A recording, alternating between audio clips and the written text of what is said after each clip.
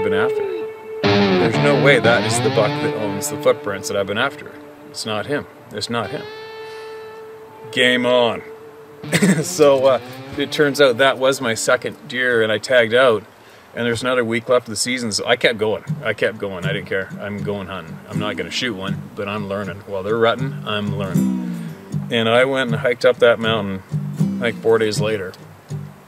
Ran into a big 3-point and a couple does, and it was just barping snow. It was like probably 2 feet of snow. And I'm going up these bluffs in the timber. It's just prime time scouting.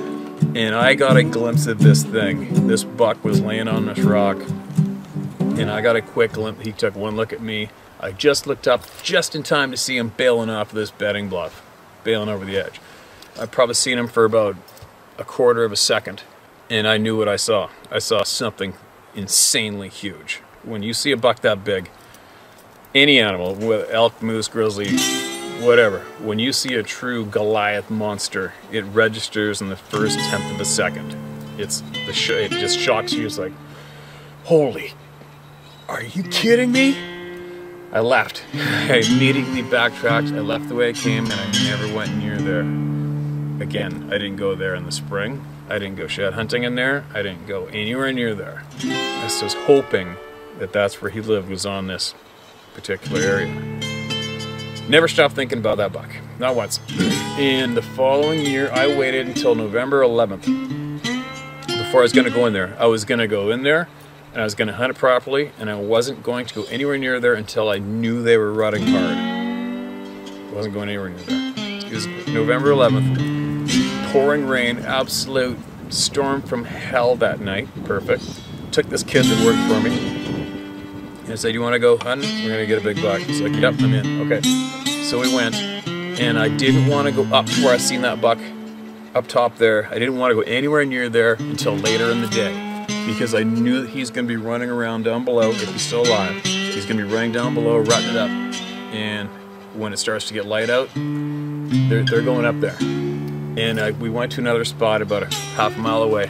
And we hiked into this other zone in the dark, got up on these steep bluffs, and it got light out, and I rattled up 3x3. Didn't shoot him. I already told the kid, I said, we're not shooting anything unless it's huge, period. It's not going to happen. If you want to go get a meat deer, we're not going to this place. He's like, no, I'm good. All right, here we go.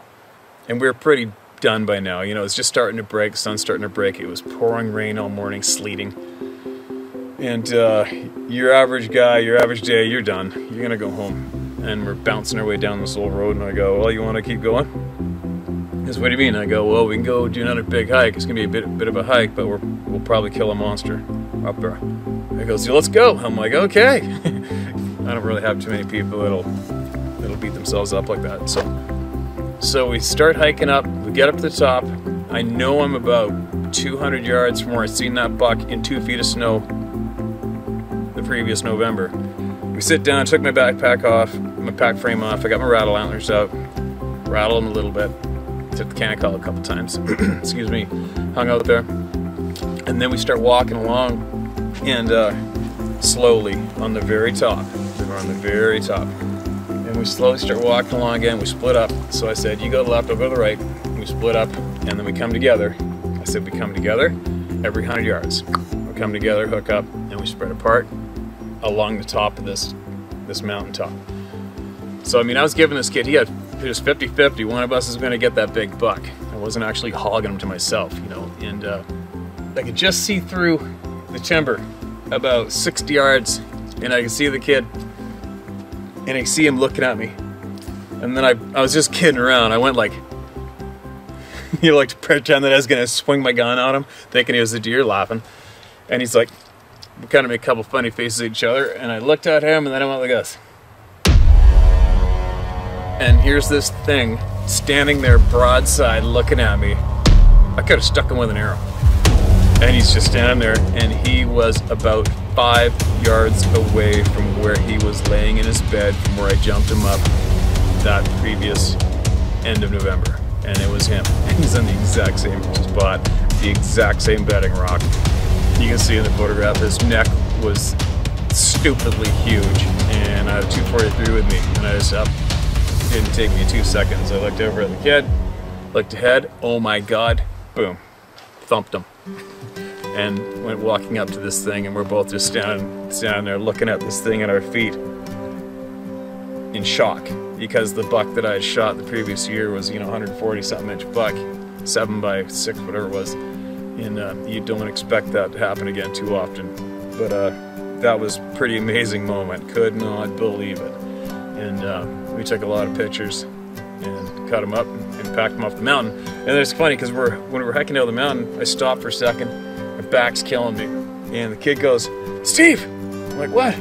"Look at your feet." I looked at my feet, and here's his antler from the year before, right at my feet. Major score. I never found the other side, but there you go. I got his massive antler from the year before. I was laying on my feet, and I got the buck. He was 100. I think he grossed 152 or 54 or something like that. But anyway, that's the story. That's my account of how I got this big buck in this picture that everybody's seen a gazillion times.